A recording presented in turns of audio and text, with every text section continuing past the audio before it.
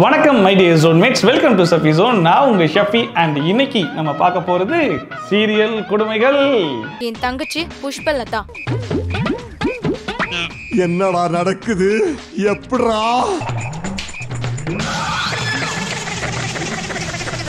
என்னாச்சு டாக்டர்? தலையில 10 ஸ்டிச்சஸ் போட்டிருக்கேன். அவங்க பிரெயின்ல 2 இடத்துல பிளட் கிளாட் ஆயிருக்கு. பேஷண்டோட வயசுக்கு அவங்க ஸ்கல்ல ஓபன் பண்ணி சர்ஜரி பண்றது ரொம்ப ரிஸ்க்.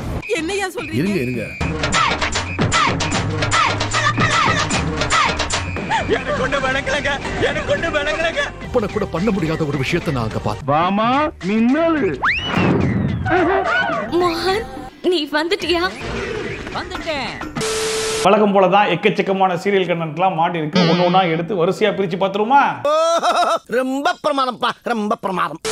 ராஜாராம் பாபு அப்படிங்கிறவர் கமெண்ட் பண்ணியிருக்காப்புல, சின்ன மருமகள் சீரியல்ல வரக்கூடிய இந்த சீனை பாருங்க, அப்படியே அந்த பக்கம் வீரால வரக்கூடிய அந்த சீனையும் பாருங்க, ரெண்டுக்கும் ஒரு சம்பந்தம் இருக்கு, அது என்னன்னு கொஞ்சம் பாருங்க அப்படின்னு சொல்லிட்டு.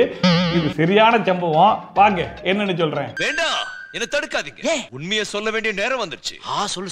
சொல்லு. தாமரன், உன்னதானே கேக்குறாங்க. இன்னைக்கு சேது மாமாவுக்கு பிறந்த நாள்னு கேக் எடுத்துக்கிட்டு அவரோட ரூமுக்கு போனேன்னா வெக்கப்பட்டு கண்ண மூடனேனா மாமா என்கிட்ட கண்டம் பண்ணிட்டாரு. கண்டம் பண்ணிட்டானா? சின்ன மருமகள் சீரியல்ல சேது மாமா என்ன கெடுத்துட்டாப்லன்னு சொல்லிட்டு இந்த புள்ள போய் சொல்லும். அது கூட அவங்க அம்மா சப்போர்ட் பண்ணிட்டு அவங்க குடும்ப பெருமையெல்லாம் எடுத்து பேசி அதுக்கப்புறமா போயிட்டு தீ மிதிச்சு அதுக்கு வாழை மட்டையை கொடுத்து பயங்கரமான காமெடி எல்லாம் பண்ணி கடைசியா இல்ல இது பொய் அப்படிங்கிறது தெரிய வரும்ல. நானும் அம்மாவை சேர்ந்து மயக்க மருந்து கலந்துட்டோம். கண்டிப்பா பிளாஷ்பேக் போட்டே தீரணும். என்கிட்ட நான் தாமர் கிட்ட தப்பா நடந்துக்கிட்டு தான் சொல்றாங்க. எதுவுமே ஞாபகத்துல வர மாட்டேங்குதே. இப்போ இதே மாதிரியான ஒரு சம்பவம் மறுபடியும் நடந்திருக்கு. அது எந்த சீரியல்ல தெரியுமா? அதை நீங்கள் தான் சொல்ல வேண்டும். கார்த்தி மாமா என் வாழ்க்கையவே சீரழிச்சிட்டாங்க.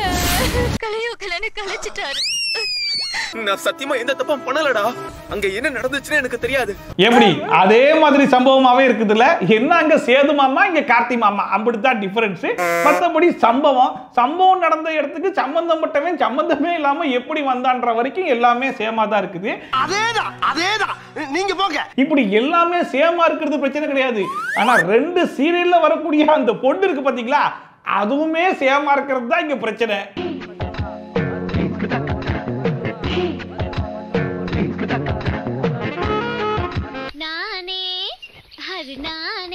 அட்லீஸ்ட் அந்த பொண்ணாச்சி டைரக்டர் கிட்ட போயிட்டு, சார் இப்பதான் இதே கான்செப்ட் இதே சீனை நான் சின்ன மருமகள்ல முடிச்சுட்டு வந்திருக்கேன், மறுபடியும் நீங்க அதே கான்செப்ட் அதே சீனை எடுங்க, வேணான்னு சொல்லல. ஆனா என்ன வச்சுதான் எடுக்கணுமான்ற ஒரு நியாயமான கேள்வியை கேட்டுக்கலாமா வேணாமா? உங்களுடைய எந்த கேள்வி கேட்கிட்ட பதில் இல்ல.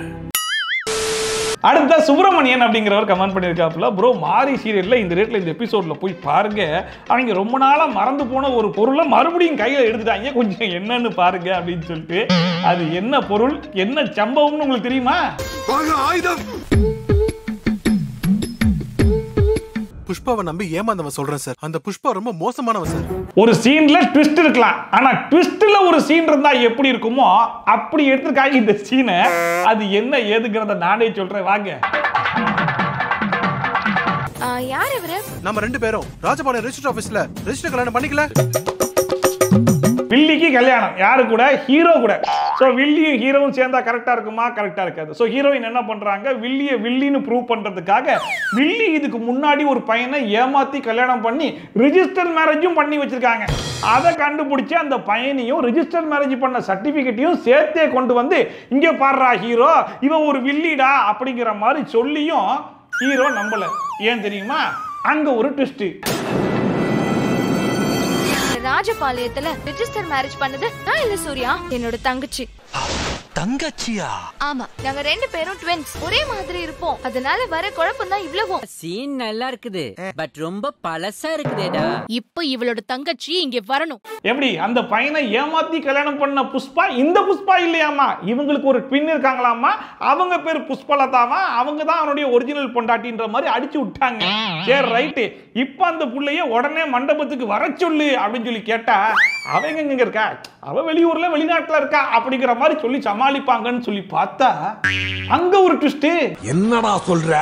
என்னால நம்ப முடியலையே. என் தங்கச்சி புஷ்பலதா. புஷ்பா நல்லவளே இல்ல. Stop it Durga. அடடடடடடா, இவங்க ரெண்டு பேரும் உண்மையிலேயே ட்வின்ஸ் தான் போலயே. நான் கூட இந்த புள்ள பொய் சொல்லுதுன்னு நினைச்சேன். அப்படிங்கிற மாதிரி நம்ம யோசிக்கிறதுக்குள்ள அங்கேயும் ஒரு ட்விஸ்ட். ஆனா இந்த ட்விஸ்ட் உலகமகா ட்விஸ்டா இருக்கும். ரொம்ப தேங்க்ஸ் சுனிதா, நீ செஞ்ச உதவிய நான் மறக்கவே மாட்டேன். மாஸ்க முதல்ல கழட்டு. நீ முகத்தை நானே கண்ணாடியில பாக்குற மாதிரி இருக்கு. டேய் என்னடா நடக்குது? எப்படா? என்னடா ரொம்ப நாளா இந்த மாஸ்க காணமே, மறந்துட்டாங்களான்னு யோசிச்சுக்கிட்டு இருந்தேன். இந்த கபார்ந்து தூக்கிட்டு வந்துட்டாங்கல்ல. அதுலயும் பாருங்க, அந்த மாஸ்க கழட்டின உடனே ஆளு கொஞ்சம் பல்க் ஆயிட்டாங்க, கலர் கொஞ்சம் கம்மி ஆயிட்டாங்க, ஹேர் ஸ்டைல்லாம் கூட மாறி போச்சு. அதெல்லாம் கூட பரவாயில்ல. ஆனா போட்டிருக்க Dress கலர் கூட மாறுதுங்க.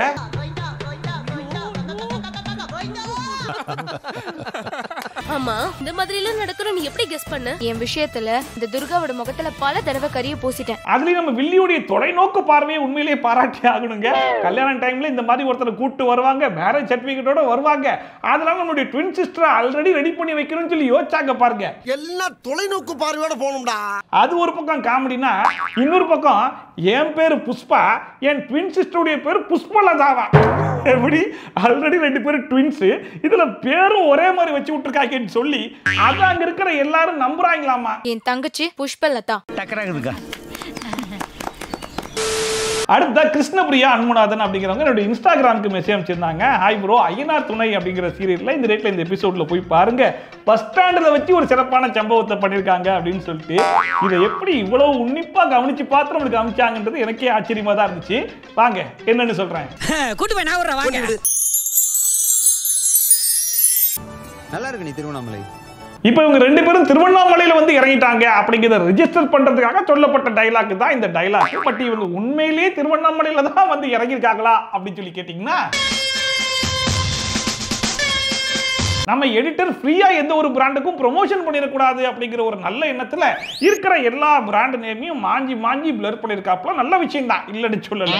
ஆனா முக்கியமா பஸ்ஸுக்கு பின்னாடி நேம் போர்டுல ஒரு 3 பேர் ஓடிட்டு இருக்குது. அதை கவனிக்க வேணாமா?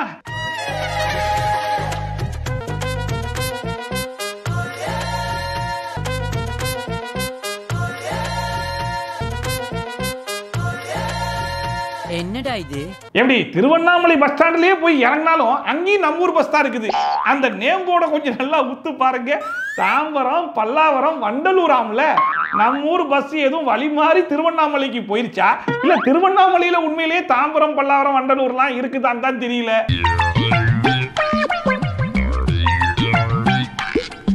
நல்லா இருக்கு நீ திருவண்ணாமலை. எந்த ஒரு விஷயத்தையும் பிளான் பண்ணாம பண்ணா இப்படித்தான். பிளான் பண்ணி பண்ணணும். எல்லாத்தையும் பண்ணிட்டு மண்டை மேல இருக்கிற கொண்டைய மறக்குதுன்னு சொல்லுவாங்க பாத்தீங்களா, அதுதான் இது. ஐயா மன்னிச்சுக்கங்க ஐயா.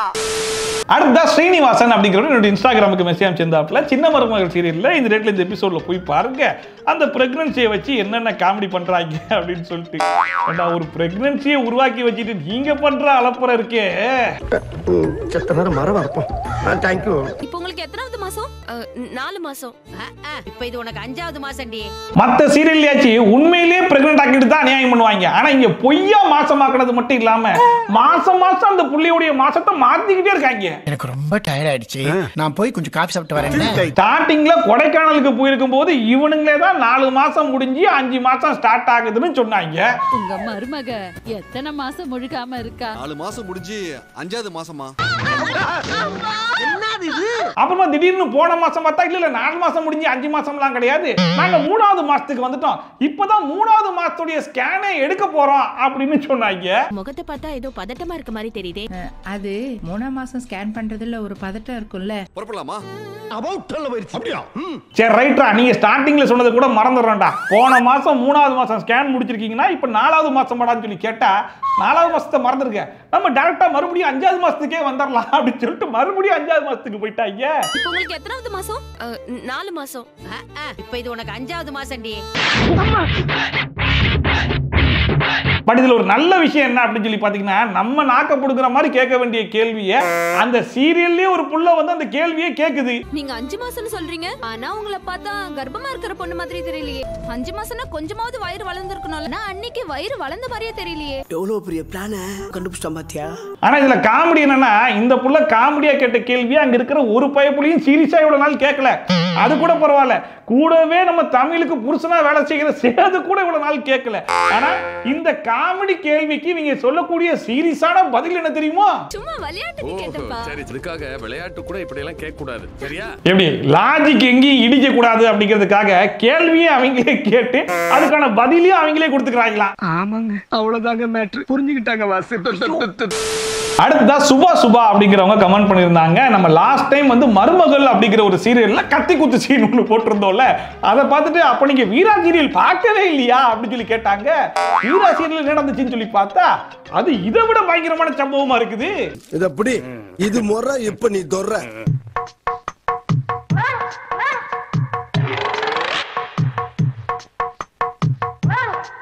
பைக்ல ஃபாஸ்டா வரும்போது கம்பி கழுத்து அறுச்சின்னு வைங்களேன், என்ன ஆகும்? ஆனா இங்க நம்ம ஹீரோ சார் லைட்டா ஒரு கீரலோட தப்பிச்சிட்டாப்ல. சரி ரைட். ஆனா வில்லனுங்க சும்மா விட்டாங்களா? சாதாரணமா அடிக்க கூடாதுடா, ரசிச்சு ரசிச்சு ருசிச்சு ருசிச்சு அடிக்கணும்.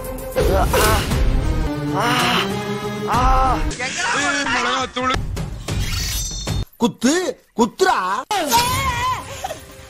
ஏடா குத்தி புட்ட.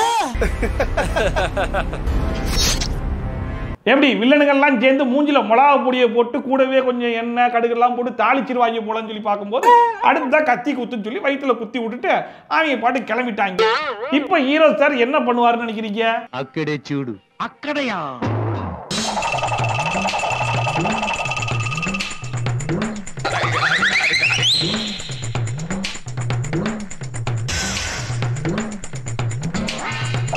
இருங்க பாய்.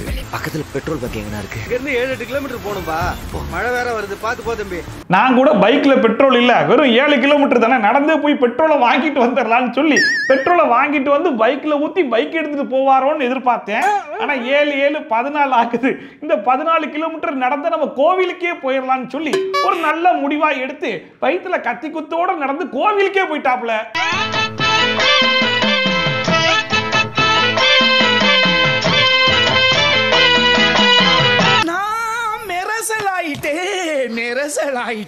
ஆனா எல்லா சீரியல்லையும் கத்தி குத்து வாங்குறது கூட பெரிய விஷயம் கிடையாதுங்க. அந்த கத்தி குத்த மறைக்கிறதுக்கு ஒரு விஷயம் ஒண்ணு பண்ணுவாங்க பாத்தீங்களா?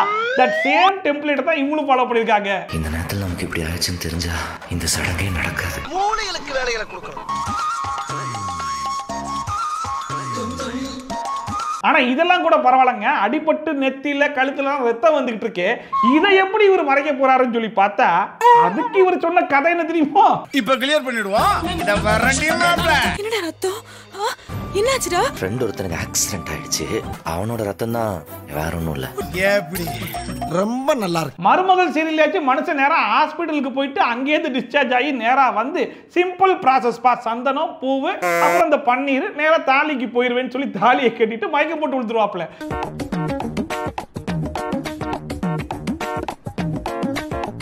ஆனா இங்க வயிற்றுலயே கத்தி குத்த வாங்கிக்கிட்டு எத்தனை பேர் காலில் விழுந்து ஆசீர்வாதம் வாங்குறாரு தெரியுமா?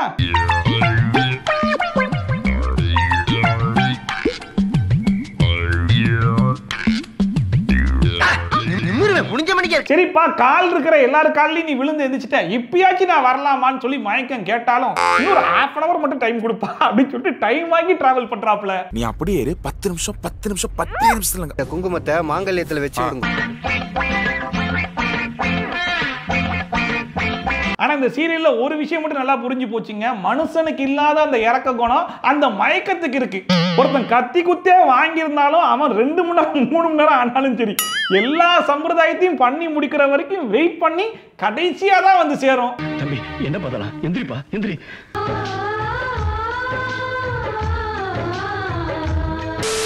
அடுத்தா குட்டி பையன் அப்பு அப்படிங்கிறவங்க கமெண்ட் பண்ணியிருந்தாங்க. அண்ணா சிந்து பருவில அதுக்கப்புறம் நடந்தது நீங்க பாக்கலையா அப்படின்னு சொல்லிட்டு, அதுக்கு ரஹ்மத் அதுக்கும் அப்புறம் நடந்தது நீங்க பாக்கலையா அப்படின்னு சொல்லி போட்டிருந்தாங்க. என்னப்பா சொல்றீங்க, அதுக்கப்புறம் தான் காமெடியான்னு சொல்லி கேட்டா அதுக்கப்புறம் தான் காமெடியே அப்படின்றாங்க.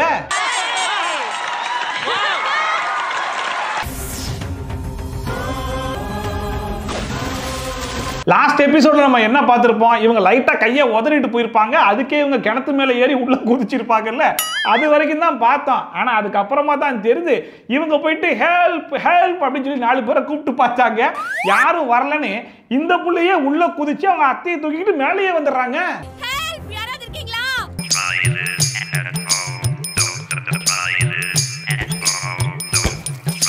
Wow, super woman. அந்த அத்தை குதிச்ச ஸ்டைல நம்ம எல்லாருமே பார்த்தோம். அப்படி குதிச்சதுக்கு மண்டையில பலமா அடிபட்டு ரத்தம்லாம் வர ஆரம்பிச்சிருச்சான். உடனே இவங்க என்ன பண்றாங்க, தூக்கி கொண்டு போய் ஹாஸ்பிடல்லயே அட்மிட் பண்ணிடுறாங்க. அடிபட்டிருக்கு.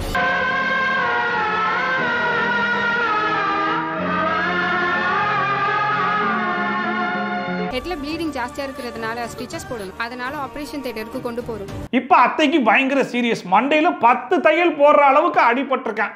அப்படி அடிபட்டுருச்சுன்னா என்ன பண்ணுவாங்க, மண்டையில இருக்கிற முடியை லைட்டா சேவ் பண்ணி அதுல தானே தையல் போடுவாங்க. ஆனா இவங்க அத்தையுடைய கூந்தலுக்கு எந்த விதமான பாதிப்பும் வந்துடக்கூடாது அப்படின்னு சொல்லிட்டு கூந்தலோட சேர்த்து தையலையும் போட்டு விட்டாங்க. என்னாச்சு டாக்டர்? தலையில 10 ஸ்டிச்சஸ் போட்டிருக்கேன். நீங்களும் குத்து மதிப்பா அரிசி முட்டை தைக்கிற மாதிரி தச்சு விட்டீங்க சார். இது வரைக்கும் இவங்க பண்ணதெல்லாம் கூட மன்னிச்சு விட்டுலான்னு வைங்களேன். இதுக்கப்புறமா டாக்டர் சொல்ல போறது தான் இருக்கிறதுலே ஷாக்கிங்.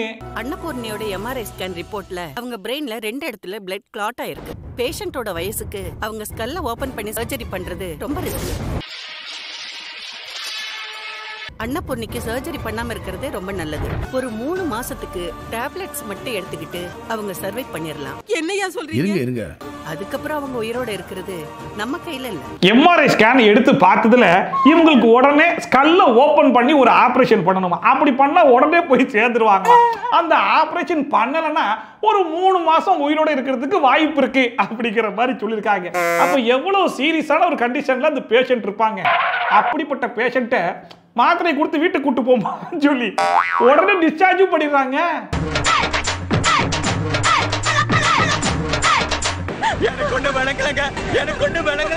மண்டையில அடிபட்டு 10 தையல போட்டுருக்காங்களா. அந்த மண்டையை பொளந்து அதுல ஆபரேஷன் வேற பண்ண வேண்டி இருக்குதாமா. அப்படிப்பட்ட ஒரு சீரியஸான கண்டிஷன்ல இந்த பேஷண்ட் வீட்டுக்கே டிஸ்சார்ஜ் ஆகி வந்தாலும் மண்டையில அடிபட்டு ஹாஸ்பிடலுக்கு போயிட்டு வராங்கன்றதுக்காக ஒரு சின்ன தடயமாச்சு இருக்கணும்ல. அந்த மண்டையை கொஞ்சம் பாருங்களேன். மேஜிக் பார்க்கலாம். மேஜிக் மேஜிக் மேஜிக் சம சம. சரி, மண்டையில தடயம் தான் இல்ல, ஆனா அட்லீஸ்ட் ஹாஸ்பிடல் இருக்கும்போது மண்டை விண்ணுங்கிறது மண்டையே வெடிக்கிற அளவுக்கு வலிக்குதுன்ற மாதிரிலாம் சொல்லிட்டு இருந்தீங்களே. தலையில ஏதோ சுத்தியல் வச்சு அடிக்கிற மாதிரி இருக்குமா? தலையை வெடிக்கிற மாதிரி வலிக்குது. பேசிட்டு இருக்கும்போது இடையில சுத்தியல் வச்சு அடிக்கிற மாதிரி இருக்குமா சொன்னியா? ஃப்ளோல ஏதாவது வந்திருக்கும். வீட்டுக்கு வந்த உடனே அந்த வலியை வெளியே காட்ட வேணாம், ஓகே, ஆனா சிரிக்காம இருக்கலாம்ல. சரிம்மா, நான் உங்க அப்பா கிட்ட பேசுறேன். சரி அத்தை. சரி. என்ன சிரிச்சுட்டே சொல்றேன்? எப்படிப்பட்ட ஒரு டேஞ்சரான பேஷண்ட்டை கூட்டு வந்து வீட்டுல வச்சுக்கிட்டு எப்பேற்பட்ட காமெடி பண்ணிட்டு இருக்காங்க பாருங்க. இதே மாப்பிள்ள வரலான்னு பாக்குறேன், ஜாமீன் கிடைக்கல. ஜோக்கு வேணாம்னு யோசிச்சேன். கடைசியா நபிசா அபிஷியல் அப்படிங்கிறவங்க கமெண்ட் பண்ணியிருந்தாங்க, நானே வருவேன் அப்படிங்கிற சீரியல்ல ஒரு மிராக்கிள் நடந்திருக்கு, அந்த மிராக்கிள் என்னன்னு கொஞ்சம் பாருங்க அப்படின்னு சொல்லிட்டு நானும் போய் பார்த்தேன். மண்டையெல்லாம் குழம்பி போய் வந்திருக்கேன். அது என்ன ஏதுன்றதை நானே சொல்றேன், வாங்க. எல்லாருமே தெரிஞ்சுக்க விரும்புறோம், இத்தனை வருஷத்துக்கு அப்புறம் துளசி அண்ணி திடீர்னு உயிரோட எப்படி திரும்பி வந்தாங்க? இவ்வளவு நாள் வெறும் காமெடி பண்ணிட்டு இருந்தாங்கல்ல, இப்ப குபீர் காமெடி பண்ணலாம்னு முடிவு பண்ணி மோகனையாவுடைய செத்து போன ஃபர்ஸ்ட் பொண்டாட்டி இருக்காங்க பாத்தீங்களா, அவங்கள உசுரோட கொண்டு வந்துட்டாங்க. அண்ட் ஹாஸ்பிடலுக்கு போனது என்னால கற்பனை கூட பண்ண முடியாத ஒரு விஷயத்தை நான் அங்க பார்த்தேன். வாமா மின்னல். மோகன், நீ வந்துட்டியா? வந்துட்டேன். இவங்க கிட்டத்தட்ட 8 வருஷமா கோமால இருந்தாங்க. அதுலயும் அந்த அம்மா 8 வருஷமா கோமால இருந்தோம், கோமா விட்டு வெளியே வந்த உடனே மோகனையா போன் நம்பர் இதாங்க அப்படின்னு சொல்லி எழுதி கொடுத்துருக்காங்க. 8 வருஷமா போன் நம்பரை மறக்காம இருந்திருக்காங்கன்னா எப்பேற்பட்ட கோமா பாருங்க அது. இவங்க சுய நினைவுக்கு வந்ததுக்கு அப்புறமா 2 விஷயம் தான் ஞாபகத்துல இருந்தது. ஒன்னு உங்களுடைய பேரு, இன்னொன்னு உங்க போன் நம்பர். செஞ்சு என்ன சாகடிச்சிருக்கோம். அதுலயும் இவங்களை யாரு பாத்துக்கிட்டா, 8 வருஷமா எவன்டா ஃபீஸ் கட்டினா, இல்ல ஃபீஸே கட்டாம எந்த பிரைவேட் ஹாஸ்பிடல்ல 8 வருஷமா உட்கார்ந்து ட்ரீட்மெண்ட் கொடுக்குறீங்க நீங்க? கேள்வி கேட்கிறது ஈஸி, ஒவ்வொரு கேள்விக்கு யோசிச்சு பதில் சொல்ல முடியாது. ஆனா இப்படிப்பட்ட லாஜிக் கேள்வி எல்லாம் நம்ம கேட்க கூடாது. அதெல்லாம் ஜீரியில நடக்கத்தான் செய்யும் ஒரு பக்கம் விட்டாலும், இன்னொரு பக்கம் கரெக்டா இந்த நேரம்னு பார்த்து வில்லின்னு ஒருத்தி இருந்தா பாத்தீங்களா, அவ செத்து போயிட்டா.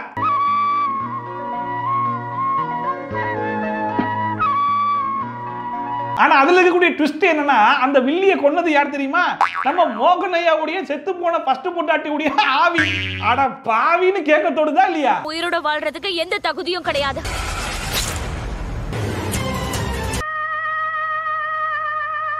ஆனா எல்லாத்தையும் விட எனக்கு ரொம்ப பிடிச்ச சீன் என்ன தெரியுமா? நம்ம செத்து போன வில்லியோடைய அம்மா போயிட்டு ஒரு லாஜிக்கான கேள்வி ஒண்ணு கேட்பாங்க. அந்த கேள்வி எனக்கு ரொம்ப பிடிச்சிருந்துச்சு. அந்த துளசி தன்னோட புருஷன் கிட்ட திரும்ப வந்திருக்கானா? அதே மாதிரி உன்னால வர முடியாதா? நியாயமான ஆசைதானக்கா. அந்த அம்மா கேட்கிற கேள்வியிலயும் ஒரு நியாயம் இருக்குதா இல்லையா?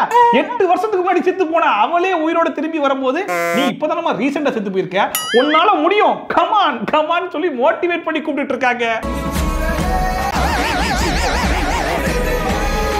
இப்ப இந்த சீரியல் இருக்கக்கூடிய குழப்பங்கள் என்னன்றது உங்களுக்கு புரியுதா? யாமினியை கொலை பண்ணதே மோகனையாவுடைய செத்து போன ஃபர்ஸ்ட் பொண்டாட்டியுடைய ஆவிதான். அப்படி இருக்கும்போது அந்த துளசி மறுபடியும் எப்படி உயிரோட வந்தாங்க? கரெக்டா இப்பதான் யாமினி செத்து போயிருக்காங்க, துளசி மறுபடியும் உயிரோட வந்திருக்காங்கன்னா செத்து போன யாமினி தான் மறுபடியும் துளசியா உயிரோட வந்திருக்காங்களா? திடீர்னு இப்ப அந்த துளசி ஆவியை வேற காணோம், அது எங்க லீவ்ல போச்சு அப்படிங்கிறது வேற தெரியல.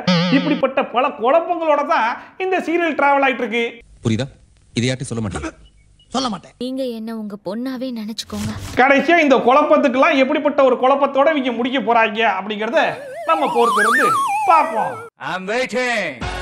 இன்னைக்கு வீடியோ இந்த வீடியோ பத்தி கொஞ்சம் என்ஜாய் பண்ணிருப்பீங்க நம்புறேன். ஒருவேளை நீங்க என்ஜாய் பண்ணிருந்தா மறக்காம கமெண்ட் செக்ஷன்ல சொல்லுங்க. இதே மாதிரி ரோல் தான் ரிவ்யூஸ்லாம் நீங்க கண்டிப்பா பார்க்கணும்னு நினைச்சீங்கன்னா மறக்காம சப்ஸ்கிரைப் பண்ணிட்டு பக்கத்துல இருக்க பெல் ஐகானை டான் தட்டி விட்டீங்கன்னா நான் போடுற வீடியோ நோட்டிஃபிகேஷன்லாம் டான் டைமுக்கு வந்து சேர்ந்துரும். சோ மீண்டும் இது மாதிரி சூப்பரான வீடியோட சூப்பரான ரிவ்யூட சூப்பரான ட்ரோலோட உங்களை சந்திக்கலாம். நான் மை ஷாஃபி.